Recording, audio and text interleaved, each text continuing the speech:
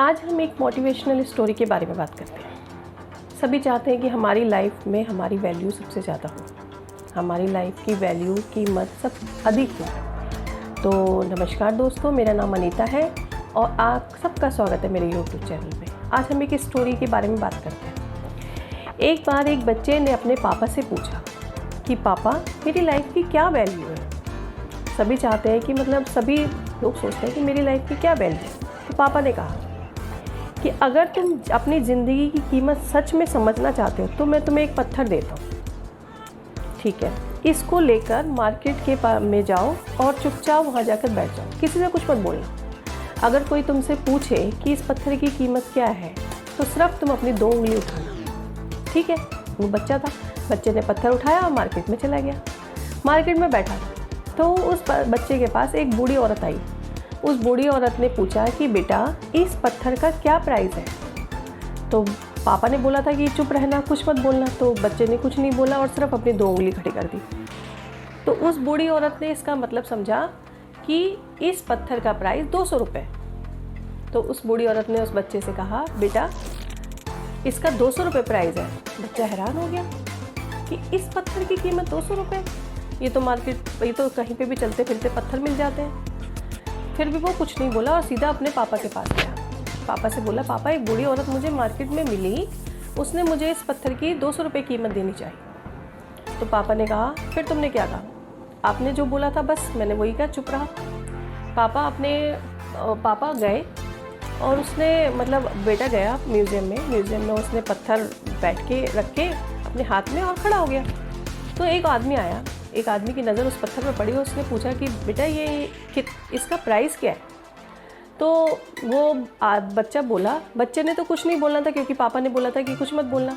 तो बच्चा कुछ नहीं बोला और उसने अपनी 2 उंगली खड़ी कर दी। तो उस व्यक्ति ने सोचा कि इस पत्थर का प्राइस 20,000 रुपये है, ठीक है, मैं तुम्हें 20,000 रुपये देने को तैयार हूँ।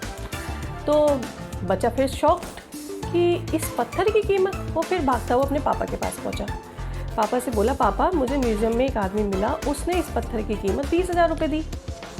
तो पापा ने कहा बेटा अब मैं तुम्हें एक आखिरी काम देता हूँ।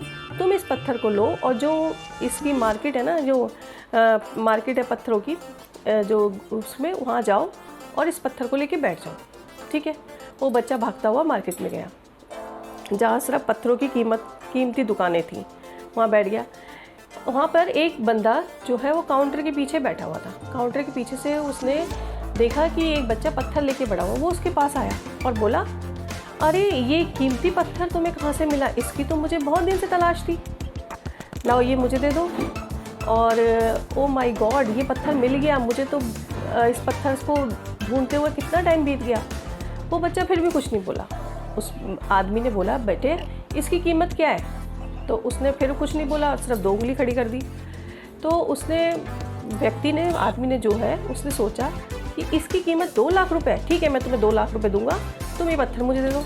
अब तो बच्चा बिल्कुल ही शॉक्ड हो गया। वो डर के घबराहट के मारे अपने पापा के पास भागता पहुंचा, पापा इस पत्थर की कीमत उसने मुझे 2 लाख रुपए देनी चाहिए, क्या है इस पत्थर में? तब उसके पापा ने बोला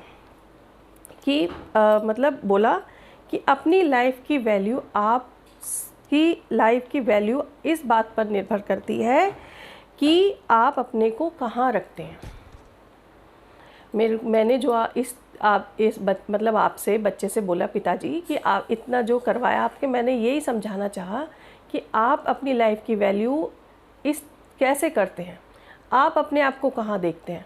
अगर आप 200 रुपये वाली जगह पे देखते हैं तो आपकी लाइफ की वैल्यू क्या होगी, और आप 2 लाख वाली जगह पर अपने आप को रखते हैं तो आपकी लाइफ की वैल्यू क्या होगी।